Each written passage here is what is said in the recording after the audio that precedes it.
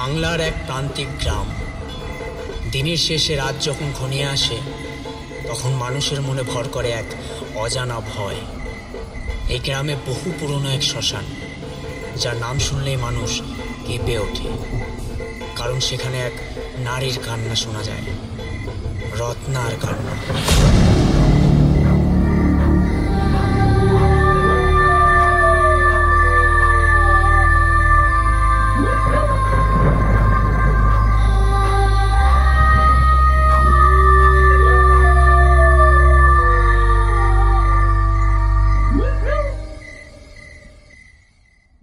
গ্রামের ছেলে গোপাল, সে হঠাৎ উত্তেজিত স্বরে বলে উঠল, এই ঝর্ণা, এদিকে আয় তো, শোন শোন শোন, আজ রাতেই চল তারানাথের কাছে যাই। শুনেছিস না, শ্মশানে আবারও অদ্ভুত আগুন জ্বলে উঠেছে। ঝর্ণা একটু ভয় পেয়ে গিয়ে বলল, দাদা, এসব কথা শুনলেই ভয়ে বুক কেঁপে ওঠে। আচ্ছা, তারানাথ কেমন করে এসব ভয়ঙ্কর সব জানে? আজ থেকে হারাধন কাকা বলল, বলেছিলাম না তোদের, ও শ্মশানের নাম উচ্চারণ করিস না। রত্না শান্ত হয়নি আজও, যে গেছিল সে আর ফেরেনি। অবশেষে তারানাথের ঘরে পৌঁছালো ঝর্ণা আর গোপাল।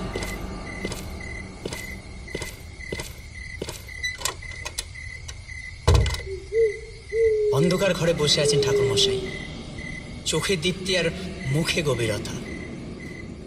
তারানাথ শান্ত কণ্ঠে আমাদের বলল, এসো এসো, জানি কেন এসেছো, রত্নার ডাক পেয়েছো তাই তো?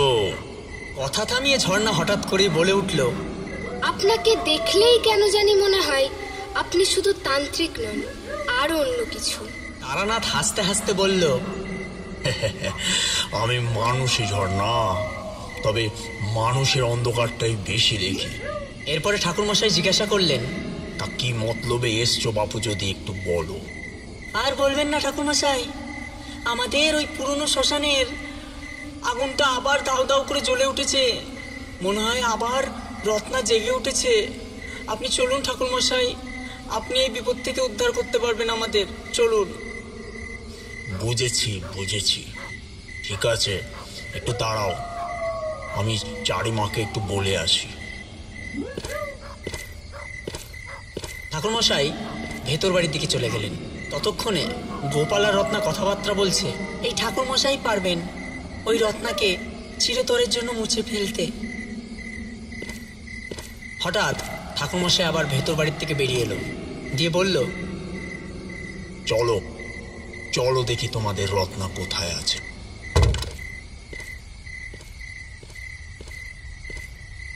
এরপর গ্রামের রাস্তা দিয়ে হাঁটতে হাঁটতে তিনটে প্রাণ যাচ্ছে শ্মশানের দিকে, ঠাকুরমশাই, ঝর্ণা ও গোপাল।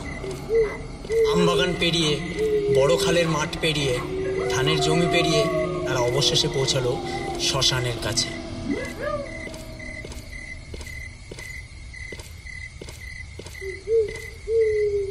চিতা নিভে গেছে, কিন্তু হঠাৎ আলো জ্বলে উঠল,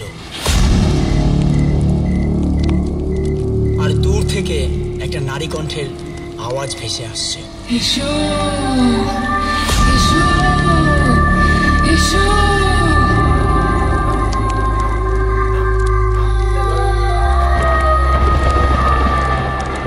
এসো তারানাথ, এসো, এসেছো অবশেষে। আমার চোখে চোখ রাখো, তুমি কি পারবে আমার সব দুঃখ ভুলিয়ে দিতে? কে কে কে কে কথা বলছো? কে বলছো কথা? এই কণ্ঠে যেন এক টান আছে, অদ্ভুত টান, কিন্তু ভয়ও করছে। অবশেষে তারানাথ রত্নাকে থামিয়ে বললেন, রত্না, তুমি শান্ত হও, আমি তোমার মুক্তি দিতে এসেছি, শান্ত হও তুমি। কিন্তু রত্না হুঙ্কারের শব্দে বলে উঠল, মুক্তি চাই না, মুক্তি চাই না, আমি চাই প্রেম। 100 বছর আমি অপেক্ষা করেছি তারানাথ, আমাকে কাছে টানো। ঝর্ণার বুকটা কেঁপে উঠল, তার চোখে ঈর্ষা, ভয়ের সাথে এক অজানা যন্ত্রণা। ঝর্ণা মনে মনে কান্না জড়ানো শব্দে বলতে আরম্ভ করলো, আপনাকে হারাতে চাই না, কিন্তু তবুও বলতে পারি না। চারিদিকের মাহল এমন পরিস্থিতি হয়ে গেছে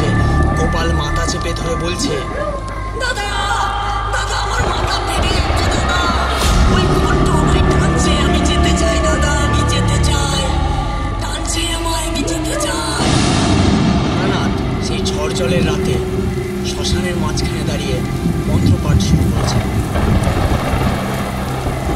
ওম কালী কালিকায় নমঃ, ওম ছিন্নমস্তায় নমঃ, ওম কালী কালিকায় নমঃ, ওম মন্ত্র শুনে ছিন্নমস্তায় নমঃ, ভূতরত্না কালী চিৎকার করে ওঠে, হুঙ্কার দিয়ে বলে, থামো থামো, মন্ত্রে নয়, প্রেমে আমায় বেঁধে রাখো তারানাথ।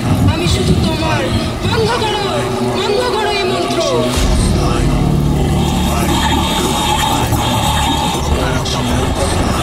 চোখ লাল, কণ্ঠে ঝড়,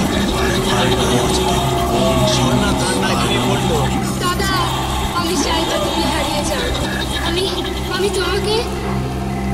থেমে যায় রত্না, কিন্তু ভালোবাসার ইঙ্গিত স্পষ্ট। ভূত রত্না হাহাকার করে বলে, তারানাথ, আমায় ভালোবাসো, আমি শান্ত হব। তোমায় ছাড়া আমার মুক্তি নেই। আমায় ভালোবাসো, তোমায় ছাড়া মুক্তি নেই আমার। তারানাথ বলল, রত্না, আমি মানুষ, আমার কাজ মুক্তি দেওয়া, প্রেম নয়। না না না, আমি তোমায় চাই তারানাথ। তোমায় ছাড়া আমার মুক্তি হবে না। এভাবে ফিরিয়ে দিও না আমায়। বড় একটা হুঙ্কার করে রত্নার ছায়া মিলিয়ে গেল।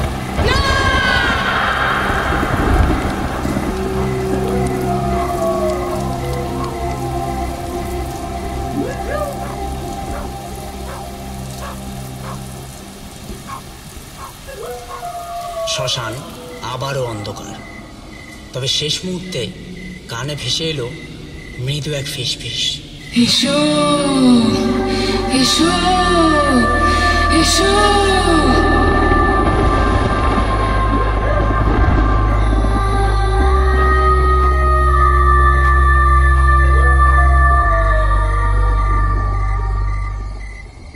তারানাথ জানেন রত্না শেষ হয়নি, শুধু অপেক্ষা করছে পরের অমাবস্যা।